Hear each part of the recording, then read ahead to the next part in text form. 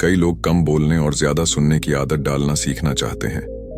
ज्यादा और ध्यान से सुनने से आपको ज्ञान तो प्राप्त होता ही है, साथ ही आप औरों के बारे में भी जानते हैं और संक्षिप्त रूप में अपने मन की बात जाहिर करना भी सीख जाते हैं।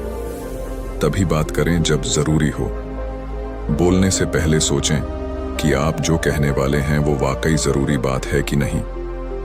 जब आप किसी वार्तालाप में कुछ महत्वपूर्ण योगदान नहीं कर रहे हों तो बोलने से परहेज करें।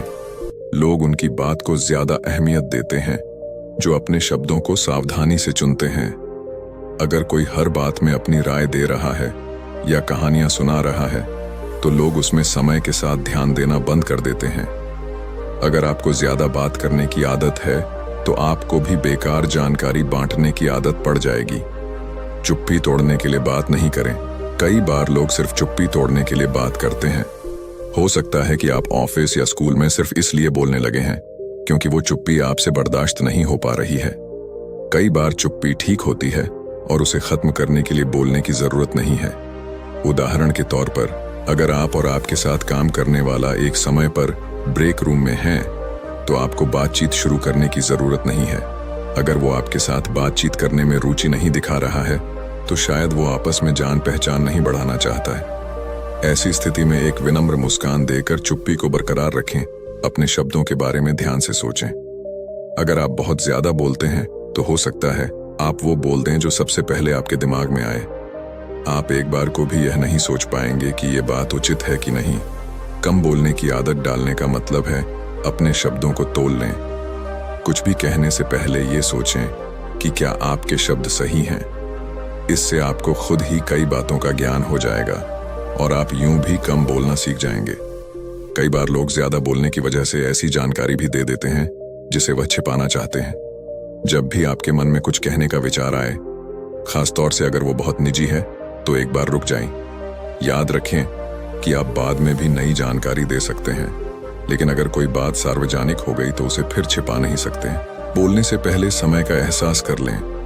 अगर आपको इस बात का अंदाजा है कि आप कितनी देर से बात कर रहे हैं तो आप शायद कम बात करेंगे। मुख्यतः बोलने के 20 सेकंड के बाद आप सुनने वाले का ध्यान अपनी तरफ से हटा सकते हैं। इस पल के बाद दूसरे व्यक्ति की बात सुनना शुरू कर दें। ऐसे संकेतों पर ध्यान दें कि उनकी रुचि खत्म हो रही है। बॉडी लैंग्वेज पर नजर रखें। हो सकता है कि सुनने वाले की रुचि कम हो रही हो और ऐसे में वह या तो फोन की ओर देखने लगेगा या उसका ध्यान बंटने लगेगा। ऐसे में अगले 20 सेकंड के अंदर अपनी बात खत्म करें और दूसरे व्यक्ति को अपनी बात कहने का मौका दें। सामान्य तौर पर हम एक समय पर 40 सेकंड से ज्यादा बात करने की कोशिश करते हैं।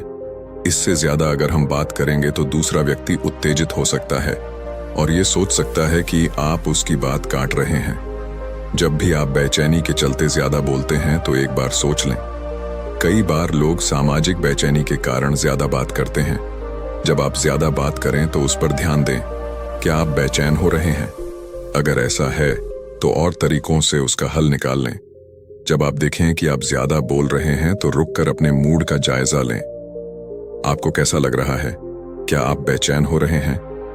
अगर बेचैनी हो रही है तो तरीके आजमा सकते हैं, जैसे दिमाग में 10 तक गिनती करना। आप किसी सामाजिक मौके में भाग लेने से पहले अपना मनोबल बढ़ाने की कोशिश कर सकते हैं।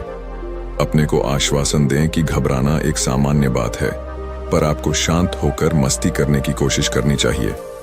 अगर सामाजिक बेचैनी आपके लिए एक बड़ी समस्या है तो थेरेपिस्ट से मिलकर इसका हल निकालें। दूसरों को प्रभावित करने के लिए नहीं बोलें। खास तौर से ऑफिस में हम और लोगों को प्रभावित करने के लिए ज्यादा बोलते हैं। अगर आप देखें कि आप ज्यादा बात कर रहे हैं तो सोचें कि क्या आप ज्यादा बनने की कोशिश तो नहीं कर रहे हैं। अगर आप औरों को प्रभावित करने के लिए ज्यादा बात करते हैं तो अपने को याद दिलाएं कि बाकी लोग इस बात से ज्यादा प्रभावित होंगे कि आप क्या बोल रहे हैं, ना कि इससे कि आप कितना बोलते हैं।